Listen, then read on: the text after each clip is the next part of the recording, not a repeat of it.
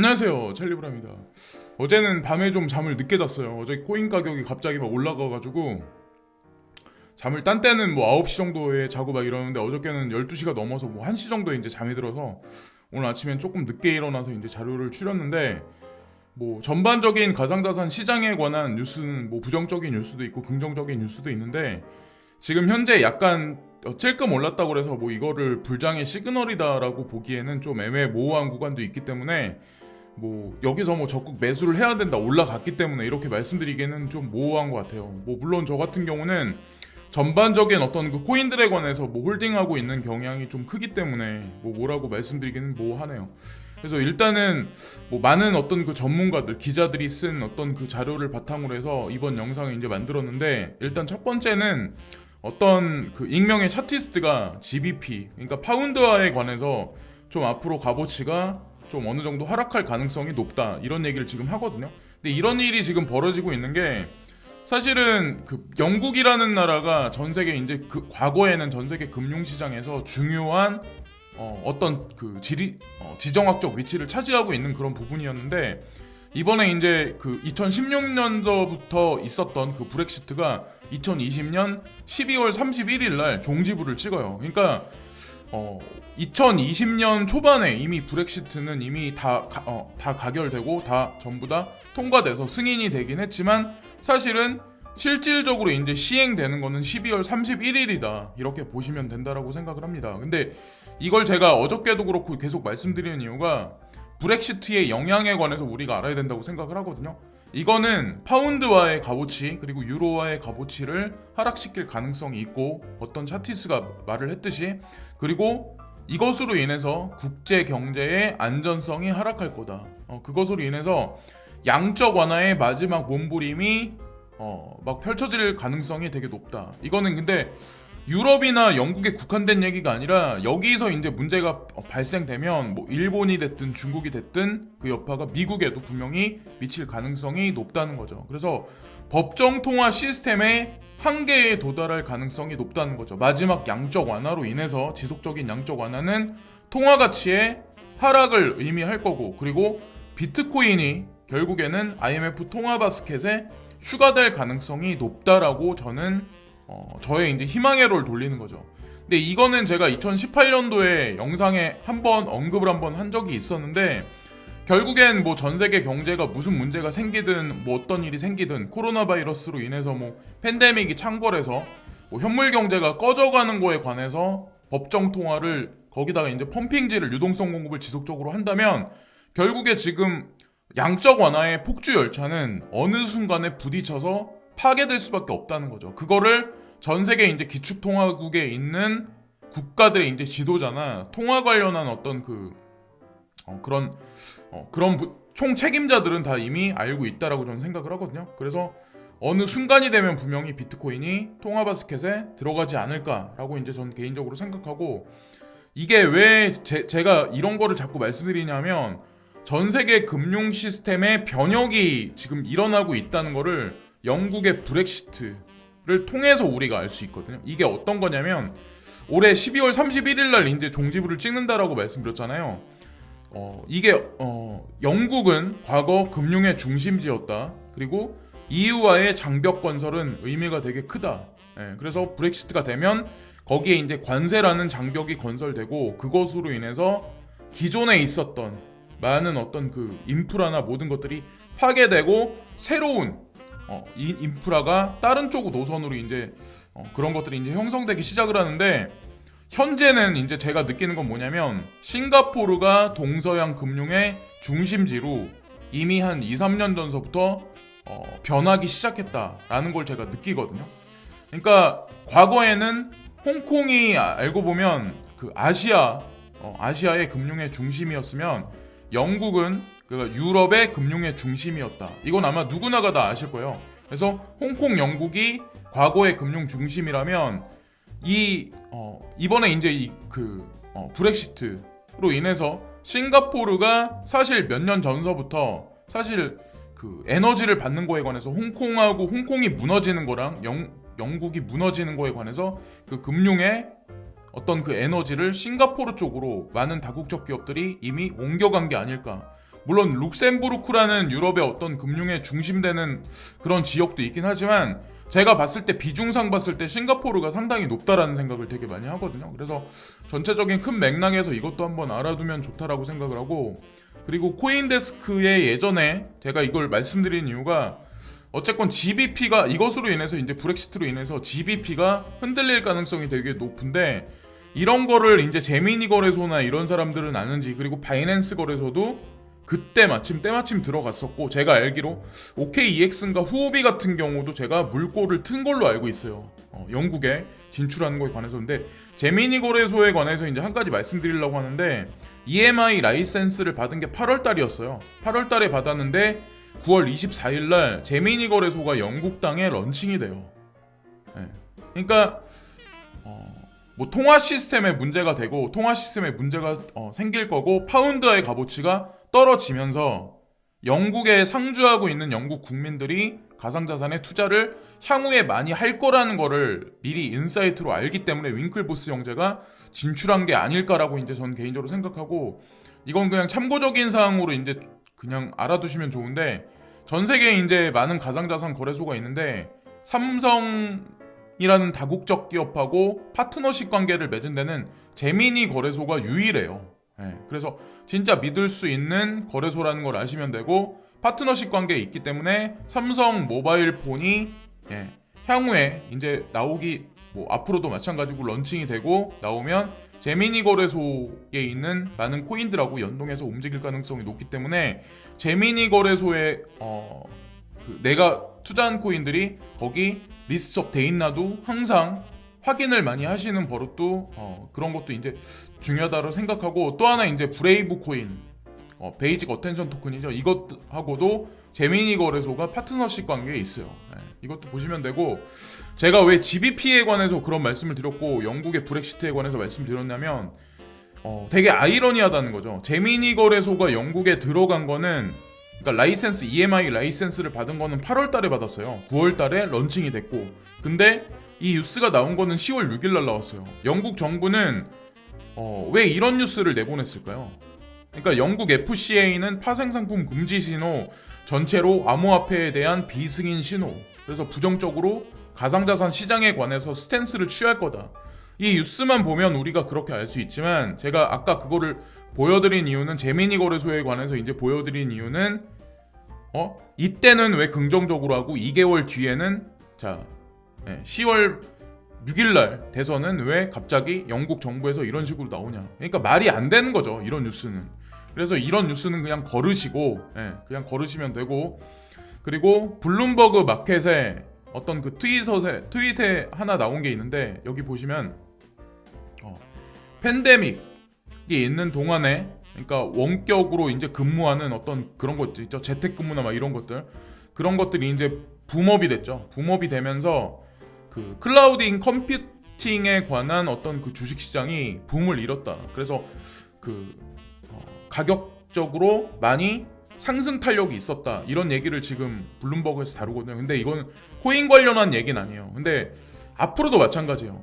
전 세계 이제 컴퓨터 뭐 어떤 그 시스템이, 제가 이제 기술적인 건 잘 모르지만 클라우딩 뭐 클라우드 뭐 어떤 관련된 그런 플랫폼이나 어떤 그 시스템, 그리고 스트리밍 서비스가 지금보다 더 많이 확장되고 보편화되고 창궐하면 결국엔 이 스토리지 관련한 모든 산업은 다 성장할 수밖에 없어요. 그래서 파일코인에 관해서 세력들이 집중하는 이유, 그리고 파일코인 관련한 저장성에 관한 코인들도 투자하고 계신 분들, 물려 계신 분들도 향후에 제가 말씀드렸죠, 8월 15일 날 저장성 관련한 그 파일코인이 만약에 실제로 런칭이 되면 이 코인들 붐업을 한번 기다려 보셔라. 그래서 저장성 관련 코인들에 관해서도 한번 또 말씀을 또 드렸고, 그리고 CVC 코인에 관해서 이제 물려 계신 분들이 아마 있을 거예요. 이게 베리실버트, 그러니까 디지털 커런시 그룹에서 투자했기 때문에 나도 투자했는데 왜 이 코인이 안 가지? 그래서 궁금하신 분들이 되게 많으실 텐데, 제가 쓱 지나가다가 이제 비니링햄이라는 인물에 관해서 한번 말씀을 드리려고 하는데,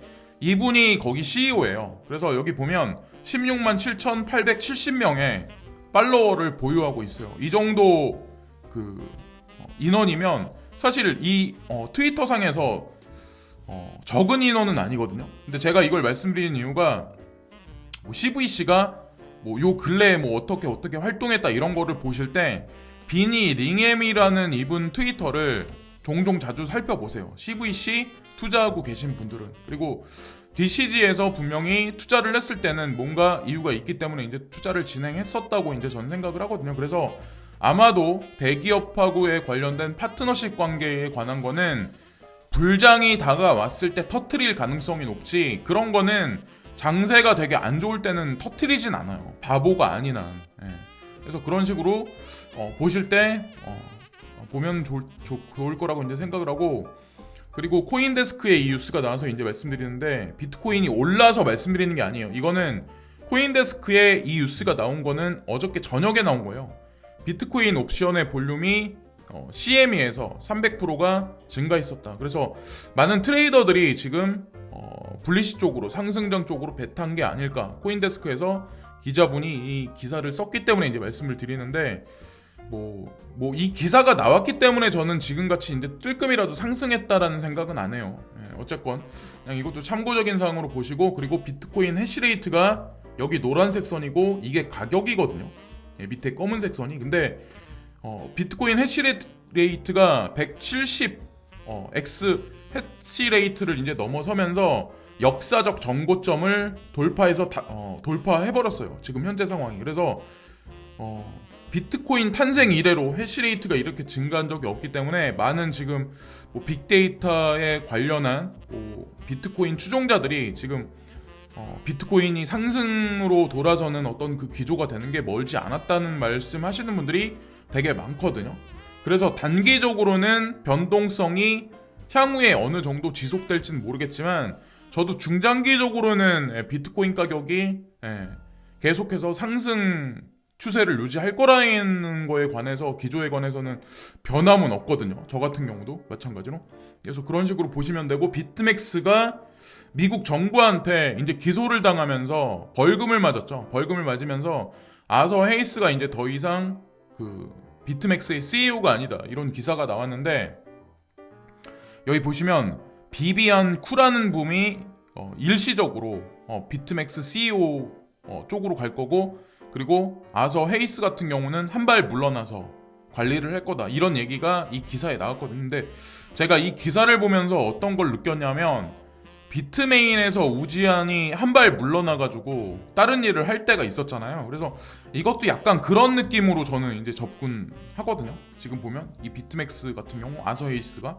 그래서 그런 식으로 보시면 어떨까라는 생각이 있고, 그리고 이런 어떤 그 파생 상품 관련해서 선물이나 옵션 관련한 어떤 이 가상자산 시장에 어떻게 보면 거대 레버리지를 일으킬 수 있는 이 거래소를 미국 정부에서 제재한다는 자체가 저는 말이 안 된다는 게, 결국에 유동성을 엄청나게 이끌고 세금을 엄청나게 걷어들이려면 결국엔 파생상품 시장을 엄청나게 키워야 되거든요. 주식도 마찬가지죠. 근데 가상자산 시장도 이거를 죽인다는 얘기는 저는 사실 페이크 뉴스가, 페이크적인 어떤 그 함정이 되게 강하다는 생각을 되게 많이 해요. 그리고 전 모건 스탠리 임원이 제미니 암호화폐 거래소에 합류했다.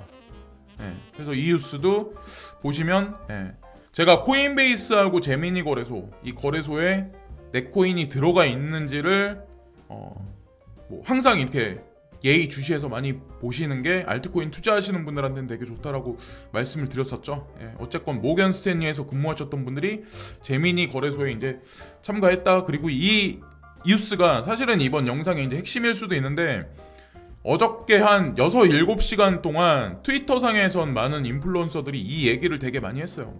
잭도시라는 이분이, 이 인물이 그 트위터의 이제 창업자거든요. 근데 이분이 이제 스퀘어라는 이 회사의 투자자이기도 해요. 대표적인 어떤 그 코어 펀더이기도 한데, 이번에 이제 대차 대조표에 4,709개의 비트코인을 추가를 시켰다.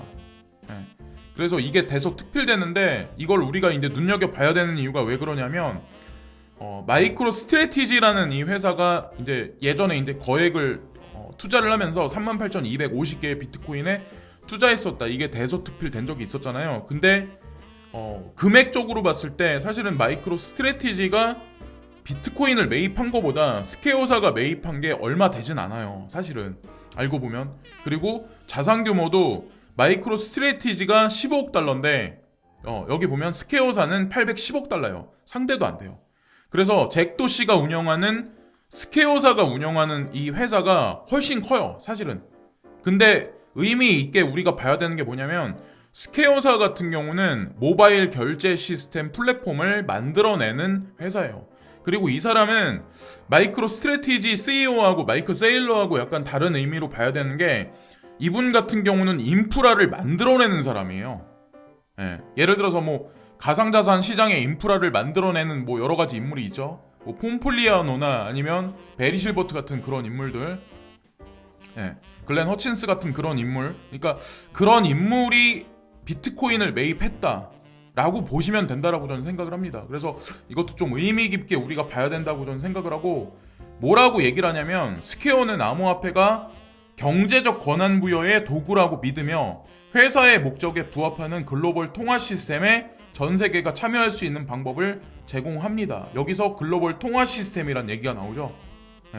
그래서 저도 아까 영국의 이제 GBP화가 뭐 아니면 유로화가 좀 불안하게 흔들릴 가능성이 높다라는 말씀을 드렸던 이유가 중국 위엔화도 마찬가지고 달러도 마찬가지예요.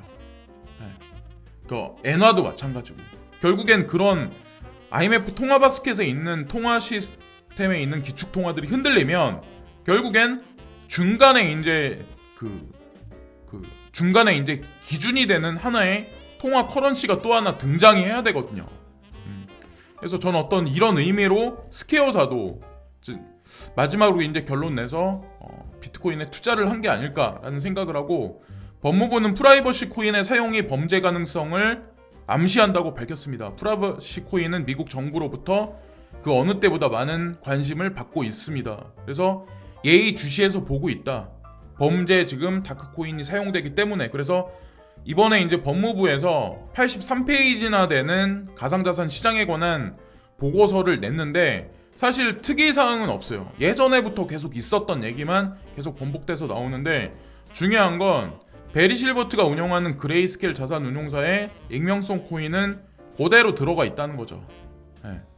그래서 어느 사람들 말이 맞을까? 그거는 분명히 결론이 나올 거라고 이제 말씀을 드리고, 이거는 오늘 새벽에 이제 아침에 캡처한 건데 뭐 큰 변동은 없어요. 뭐 근데 비트코인 캐시가 다른 코인들보다는 찔끔 그래도 올라갔어요. 비트코인보다 오히려 상승 여력이 되게 있는데 11월 15일 날 하드포크가 실제로 진행돼서 코인을 BCC를 하나씩 지급해 줄지 아닐지는 뭐 아직 장담하기에는 이르긴 하지만, 중간에 뭐 후속 기사가 분명히 한 달 전에는 10월 15일 날 좀 되면 이제 뉴스를 하나씩 두 개씩 던지지 않을까라는 생각을 하거든요. 그래서 기대를 하면서 이제 저도 계속해서 이제 매집을 하고 있고, NFT가 딥바이를 사용합니까? 대체 불가능한 토큰은 다음 암호화폐 열풍으로 밀어붙입니까? 그래서 딥바이라는 이 영역이 사실 코인 시장에서 하나의 거대한 어떤 그 영역을 하나 다루고 있는데, NFT도 대세를 이룰 가능성이 높다. 코인텔레그래프의 뉴스가 나왔어요. 그래서 저도 이제 NFT 코인 중에는 베리 실버트도 이제 투자하고 있는 디센트럴 랜드에 관해서 이제 투자를 하고 있잖아요. 저 같은 경우도 마찬가지로. 해서 딥바이의 대량 채택이 향후 3년에서 10년 안에 올 것이라고 믿고 있는데, 그럼에도 불구하고 다른 부문도 주목을 받고 있습니다. 그래서 NFT 코인에 관해서 코인텔레그래프도 다루는데, 대표적인 코인들이 크립토 키티, 그리고 디센트럴 랜드, 일명 마나코인이고, 그리고 또 하나 이제 추가적인 사항으로 이 기사에 나온 거는 엔진 코인, 게임하고 관련돼서, 그래서 뭐 VR하고 관련된 거, 게임하고 관련된 거, 그리고 미술품, 경매하고 관련된 거, 뭐 이런 코인들에 관해서 얘기가 있더라고요. 어쨌건 이런 코인들도 딥바이 못지않게 하나의 영역으로 자리 잡지 않을까라는 생각을 하고, 아까 이제 미국 법무부에서 그 다크코인에 관해서 좀 부정적인 얘기를 이제 하려고 지금 하고 있었는데, 여기서 보시면 미국 통화감독청 OCC에서는 다크코인에 관해서 은행 지원 허용을 검토 중이다. 이 얘기가 나와요. 이 얘기가 왜 나온지는 아마 아실 거예요.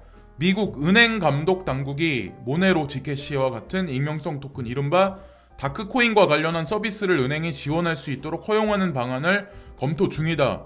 7일 월스트리트 저널에 따르면 브라이언 브룩스 통화감독청의 청장대행은 은행들이 익명성 토큰에 대한 보관, 거래, 대출 서비스를 제공할 수 있는지 명확히 입장을 내놓을 방침이라고 말을 했다. 그리고 이분이 미국 암호화폐 거래소 코인베이스의 수석 법률 책임 출신인 브라이언 브룩스 청장 대행은 기존 금융산업과 암호화폐 산업에 연결하기 위한 다양한 조치를 내놓고 있다. 코인베이스의 브라이언 암스트롱이 이 다크코인에 관해서 어떻게 생각하는지에 관해서 알면 대충 결론을 내리실 수 있을 거라고 생각을 합니다. 그리고 베리 실버트도 마찬가지고 저도 마찬가지예요. 이 불안한 기사가 나오면 저는 오히려 그때가 이런 코인들은 좀 추매의 기회로 찬스로 이제 봐야 된다라는 생각을 하거든요. 그리고 밤감기가 머지 않았어요. GKC 같은 경우 호라이젠도 마찬가지고 그런 식으로 이제 보시면 되고, 홍남기 부총리가 암호화폐 거래 내역 완벽히 파악되면 금융자산으로 과세가 가능하다. 토큰포스트에 이 기사가 나왔는데, 이 기사도 이제 눈여겨봐야 되는 게 뭐냐면, 우리는 지금 세금이 과도하게 나올까봐 걱정을 되게 많이 하고 있잖아요. 근데 이 기사에 우리가 이제 볼 수 있는 여러 가지 것들이 있어요.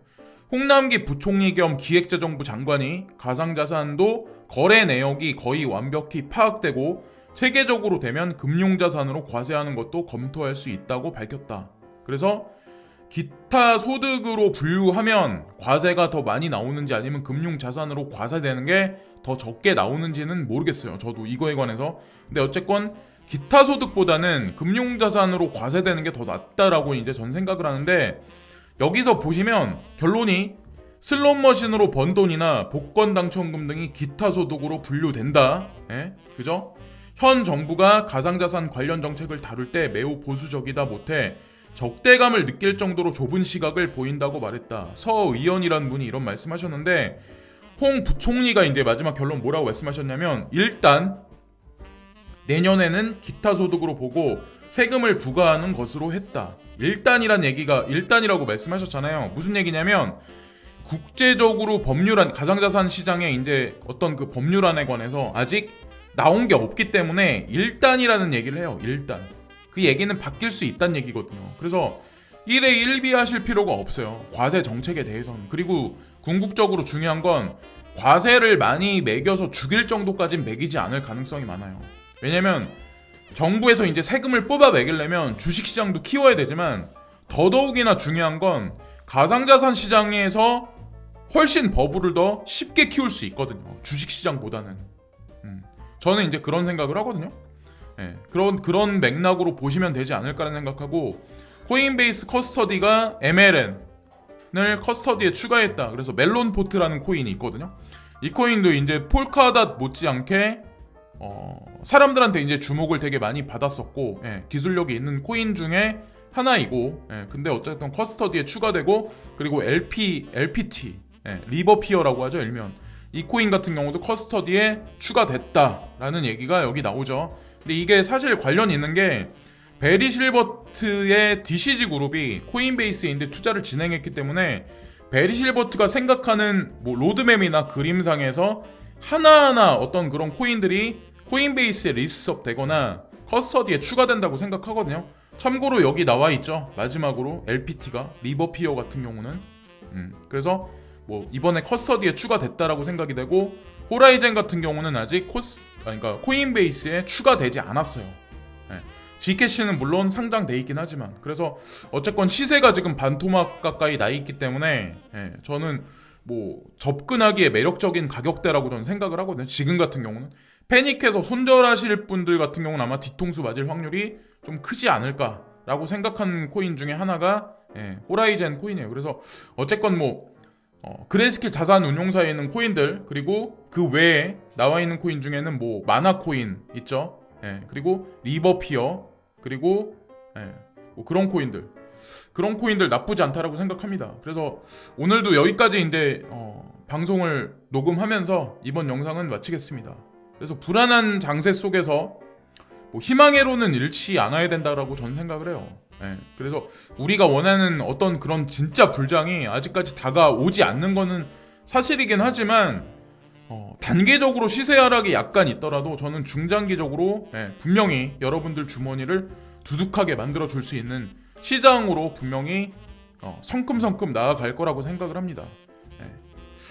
오늘도 이제 구독과 좋아요 마지막으로 이제 부탁드리면서 이번 영상은 마치겠습니다. 지금까지 찰리브랑이었습니다. 감사합니다.